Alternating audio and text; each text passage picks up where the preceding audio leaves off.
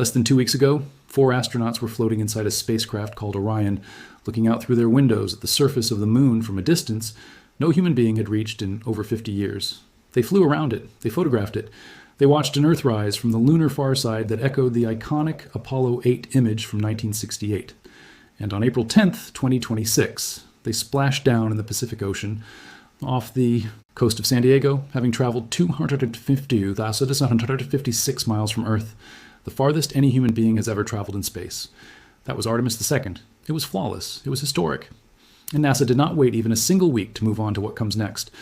On April 20th, 2026, just 10 days after those astronauts were pulled out of the ocean, NASA rolled out the core stage of the rocket that will take the next crew to the moon. Except this time, they are not just going to fly around it, they're going to land on it. The rollout that happened on April 20th is one of those moments that looks quiet from the outside, but represents something enormous on the inside. The largest section of the Space Launch System rocket, the core stage that will power the Artemis III mission, was moved out of NASA's Michoud Assembly Facility in New Orleans, Louisiana, and loaded onto the agency's Pegasus barge for the journey to Kennedy Space Center in Florida. This is the piece of hardware that will eventually stand at the center of one of the most powerful rockets ever built by human hands, generating more than 2 million pounds of thrust during launch, and sending astronauts on a trajectory toward the moon for the first time since the final Apollo mission over 50 years ago. The Artemis III core stage leaving Michoud is not a press release event. It is the beginning of the physical, logistical, hardware reality of the next moon landing. To understand why this moment matters so much, you have to understand the full picture of where NASA is right now and what the Artemis program has been building toward. Artemis I flew in November 2022, an uncrewed test of the SLS rocket and the Orion spacecraft that proved the system worked, that the rocket could launch, that Orion could survive the deep space radiation environment, and that the heat shield could handle the scorching temperatures of a high-speed re-entry from lunar distance. It worked. Then came Artemis II, which launched on April 1st, 2026. The first crewed flight of Orion, the first time American astronauts had left low Earth orbit since the final space shuttle mission. NASA astronauts Reed Wiseman, Victor Glover, and Christina Koch flew alongside Canadian Space Agency astronaut Jeremy Hansen on a 10-day mission that looped around the moon and came home. The Orion spacecraft performed, the SLS performed, the crew performed. Every major system that Artemis III will depend on was tested, validated, and proven in real deep space conditions. Now the stage is set for the actual landing. Artemis III is targeted for 2027, and what it represents is something that genuinely deserves the word historic without any exaggeration. This will be the first crewed lunar landing since December 1972. It will be the first time in over 50 years that human beings have stood on the surface of another world. And unlike every Apollo landing, which touched down near the lunar equator in the relatively flat and well-mapped central regions of the moon, Artemis III is heading to the lunar South Pole region. Terrain that Apollo astronauts never visited. Terrain that holds the permanently shadowed craters where water ice has been confirmed to exist. Terrain that is scientifically and strategically the most valuable real estate on the entire moon. The crew that lands there will not just be making history for history's sake. They will be doing science in one of the most unique and unexplored environments in the solar system. The core stage that rolled out of Michoud on April 20th is the structural heart of that mission. This section, officially the top 4/5 of the SLS core stage, contains the liquid hydrogen tank, the liquid oxygen tank, the intertank structure, and the forward skirt. These are not small components. The SLS core stage is 212 feet tall and is the largest rocket stage NASA has built since the Saturn V first stages of the Apollo era. The liquid hydrogen and liquid oxygen stored inside will be consumed at an extraordinary rate during launch, feeding 4 RS-25 engines that together generate over 2 million pounds of thrust. Those 4 RS-25 engines are not yet attached to this section. They are scheduled to ship from NASA's Stennis Space Center in Mississippi no later than July 2026 for integration into the engine section that is already at Kennedy Space Center's Vehicle Assembly Building, where it was moved in July 2025. Once the core stage arrives at Kennedy by barge, teams will complete the stage outfitting and vertical integration before the entire vehicle gets stacked for launch preparation. The RS-25 engines themselves have a remarkable history that connects this mission to the entire heritage of American human spaceflight. These are upgraded versions of the same engine family that powered the space shuttle for 30 years. They have been redesigned and modified for use on the SLS, where they operate in a slightly different configuration. But their fundamental L technology is proven across more flights than almost any other rocket engine in history. The engines that will power Artemis III carry within them the accumulated engineering knowledge of every shuttle mission that ever flew. When the SLS ignites on the launch pad in 2027, there will be a direct technological lineage running from those 4 engines all the way back to the first shuttle launch in 1981. The Artemis III mission architecture is significantly more complex than either of the first 2 Artemis flights, because for the first time, it involves an actual landing, and the landing system is not launching on the same rocket as the crew. The Orion spacecraft will carry the astronauts to lunar orbit on the SLS. Separately, the Human Landing System, the vehicle that will actually take the crew from lunar orbit down to the surface, is being developed and launched commercially.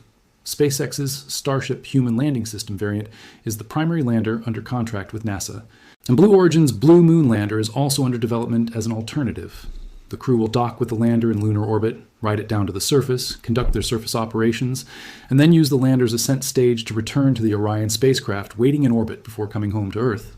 As of April 2026, both landers remain under development and must complete NASA's human rating certification process before crewed operations are approved. NASA has also not yet finalized the specific orbital profile for the mission or the exact sequence of docking operations. These are details that will be locked down over the coming months as hardware development continues and timelines firm up. What has already been decided is the scientific purpose of landing at the lunar South Pole. The South Pole of the Moon is unlike anywhere else that humans have ever explored. The region contains permanently shadowed craters that have not seen direct sunlight in billions of years, where temperatures drop to some of the coldest anywhere in the solar system. Inside those craters, water ice has accumulated over geological timescales, deposited by comets and asteroids and preserved in the perpetual darkness. That ice is scientifically fascinating because it may contain a record of the early solar system preserved in pristine condition for billions of years. But it is also practically valuable in ways that will matter enormously for everything that comes after Artemis III. Water ice can be processed into drinking water, into oxygen for breathing, and into hydrogen and oxygen propellant that could fuel future spacecraft operating from the moon. Every mining company we talked about in the Moon Gold Rush story is targeting this same region for exactly this reason.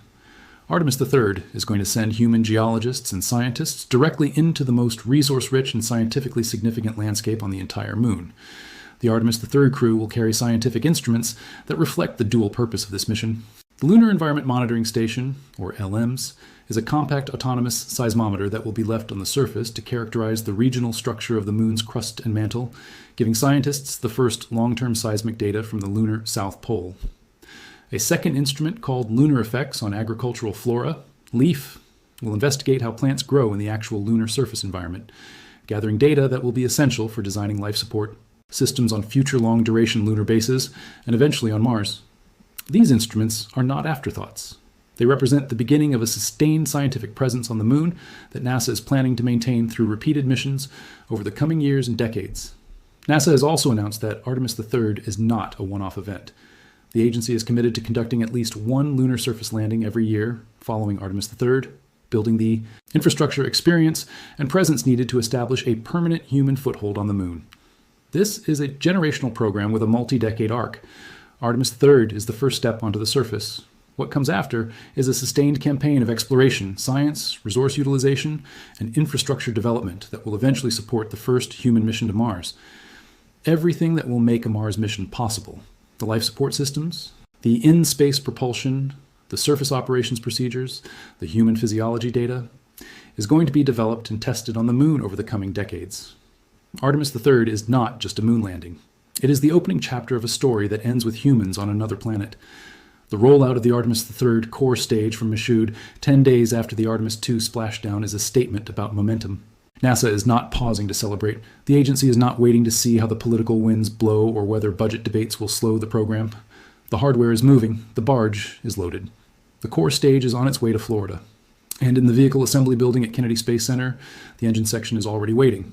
By the time the RS-25 engines ship from Stennis in July 2026 and the full vehicle is stacked and prepared for launch, the world is going to realize that this is happening. Not as a distant promise, not as an artist's rendering on a NASA slide deck, but as a real rocket, fully assembled, standing on the launch pad, ready to carry human beings back to the surface of the Moon for the first time in over half a century. The Moon has been waiting. The South Pole has been waiting. And in 2027, for the first time since the last Apollo astronaut climbed the ladder back into his spacecraft in December 1972, human footprints are going back into the lunar dust. There is a detail about the Artemis II mission that puts the urgency of everything happening right now into sharp focus. When Reed Wiseman, Victor Glover, Christina Koch, and Jeremy Hansen were at their farthest point from Earth, 252,156 miles out, farther than any human being has ever been in the history of our species. They looked back and took photographs of the Earth as a small, luminous sphere against the black of space. That image, like the Earthrise photographs from Apollo 8, does something to people. It changes perspective in a way that no amount of reading or watching documentaries can replicate. It makes the planet look small and fragile and precious, and it makes the question of what lies beyond feel more real and more urgent than it ever does from the ground. The 4 astronauts on Artemis II came home changed.